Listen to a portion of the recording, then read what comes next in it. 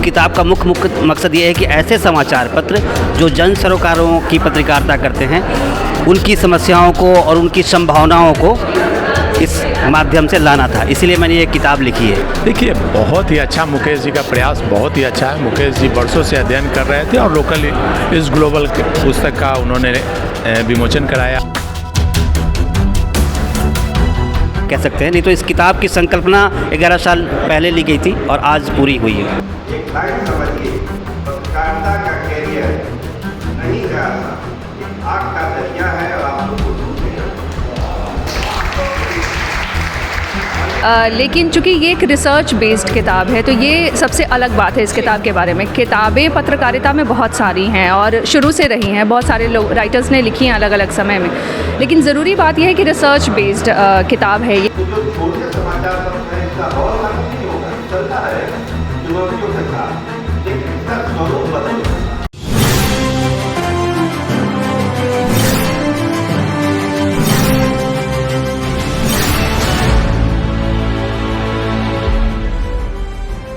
नमस्कार, star TV Bihar देख रहे हैं आप। मैं हूं सानिया आपके साथ। बता दें कि लोकल इज ग्लोबल पुस्तक का आज विमोचन है और ये पुस्तक जो है डॉक्टर मुकेश कुमार द्वारा लिखा गया है और इस पुस्तक में छोटे समाचार पत्रों के बारे में पूरी तरीके से चीज़ें बताई गई हैं, इन्फॉर्मेशन दी गई है कि किस तरीके से छोटे समाचार पत्र चलते थे, पहले कैसे चलते थे और अभी क्या टाइम है, किस तरीके से छोटे समाचार पत्र चल रहे हैं और विज्ञापन कैसे मिल रहा है, सारी चीज़ें जो हैं इस पुस्तक में लिखी गई है। आपको बता दें कि जैसे पहले आपको जानते ही होंगे कि मीडिया हाउस जितने भी बड़े बड़े हैं उसमें जितने भी पत्रकार होते हैं वो चुपचाप स्टूडियो में बैठकर ब्रेकिंग न्यूज़ बोल देते हैं, लेकिन अगर छोटे समाचार पत्रों की बात करें तो गांव कस्बों में जाकर ज़मीनी सच्चाई को लिखना एक बहुत बड़ा कह सकते हैं कि ये विकल्प है जो कि सबको ही करना बहुत ज़्यादा मुश्किल हो जाता है, सब इसको अपना नहीं पाते। छोटे समाचार पत्र में काम करना एक बहुत बड़ा चैलेंज है जो कि सबको एक्सेप्ट करना बहुत ज़्यादा मुश्किल है। और आपको बता दें कि अभी हमारे साथ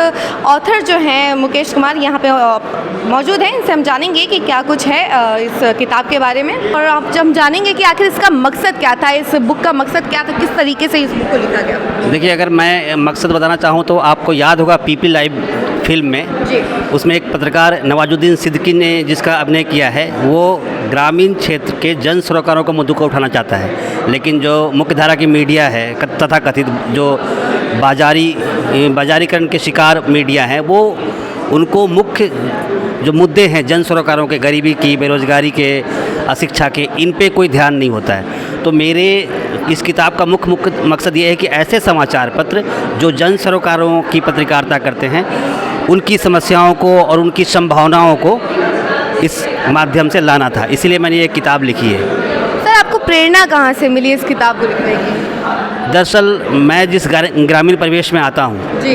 तो उस परिवेश में मैंने देखा कि हमारी खबरें नहीं होती है, जबकि मैं ग्रामीण पृष्ठभूमि से हूँ और 65% लोग जो ग्रामीण क्षेत्रों में रहते हैं उनकी खबरें समाचार पत्रों में नहीं होते हैं। तो मुझे लगा कि ऐसे समाचार पत्रों का दस्तावेजीकरण करना चाहिए जो जन सरोकारों को और बहुजन समाज या बहुजन संख्या में जो लोग रहते हैं उनकी खबरों को उठाए, इसलिए मैंने ये पुस्तक लिखी है जो लघु समाचार पत्रों पर केंद्रित है। अच्छा, लोकल इज ग्लोबल बुक से जुड़ा कोई पर्सनल एक्सपीरियंस जो आप शेयर करना चाहते हैं? देखिए, कई सकारात्मक भी है और कई नकारात्मक भी है।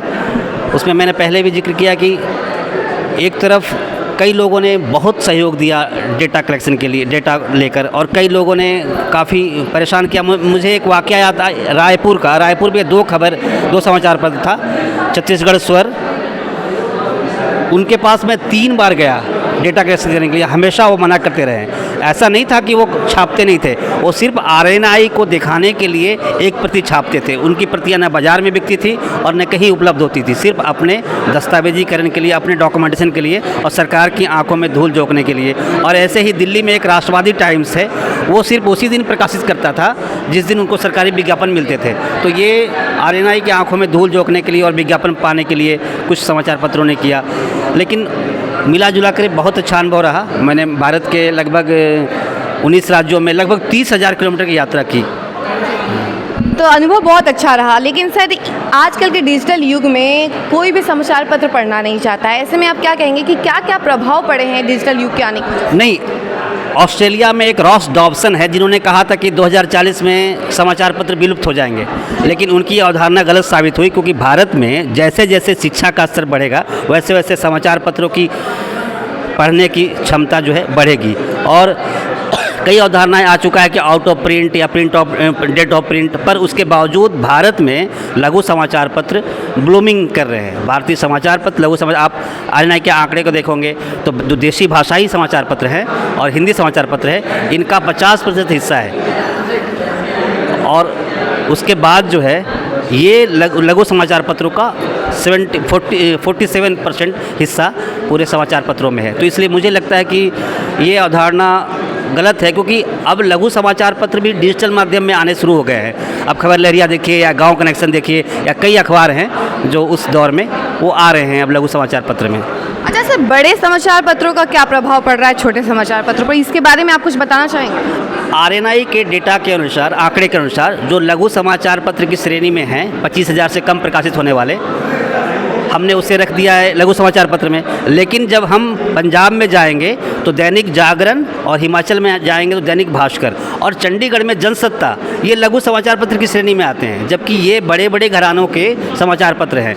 तो विज्ञापन को लेकर ऑब्वियस है कि प्राथमिकता उनको दी जाएगी जो बड़े घराने के हैं। और मैंने उदाहरण भी दिया था कि जम्मू कश्मीर में नॉर्दर्न टाइम्स को 4 लाख विज्ञापन मिलते हैं, तो उसी दौर में उसी काल में 40 लाख विज्ञापन दैनिक जागरण को मिलता है, जबकि दोनों एक ही श्रेणी में है। तो इस तरह से बड़े समाचार पत्रों ने काफ़ी नुकसान पहुंचाया है लघु समाचार पत्रों को विज्ञापन के मामले में। आखिरी सवाल सर मैं आपसे पूछना चाहूँगी कि ये किताब लिखने में आपको वक्त कितना लगा?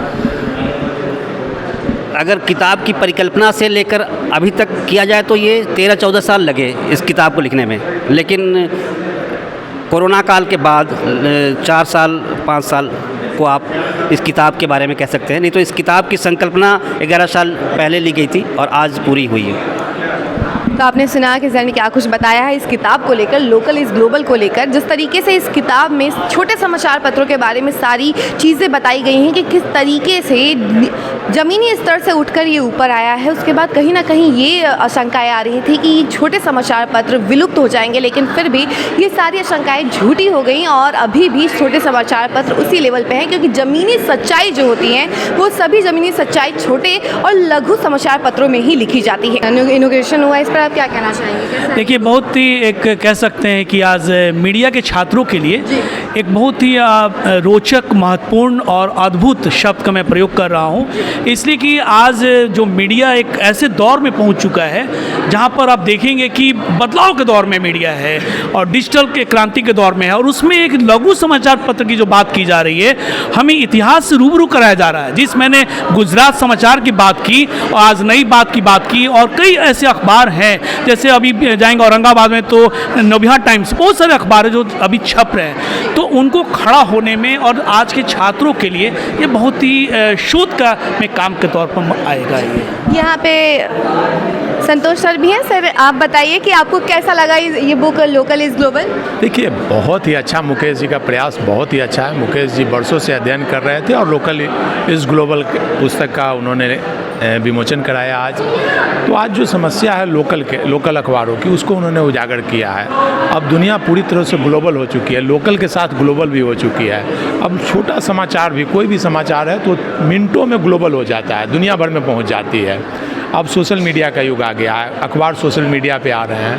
तो आज के दौर में लोकल जो है पूरी तरह से ग्लोबल हो चुका है, और नए जो जर्नलिस्ट हैं, नए जो पत्रकार हैं, उनके लिए अब उतनी समस्या तो है, लेकिन उतनी समस्या नहीं है जितनी पहले हुआ करती थी।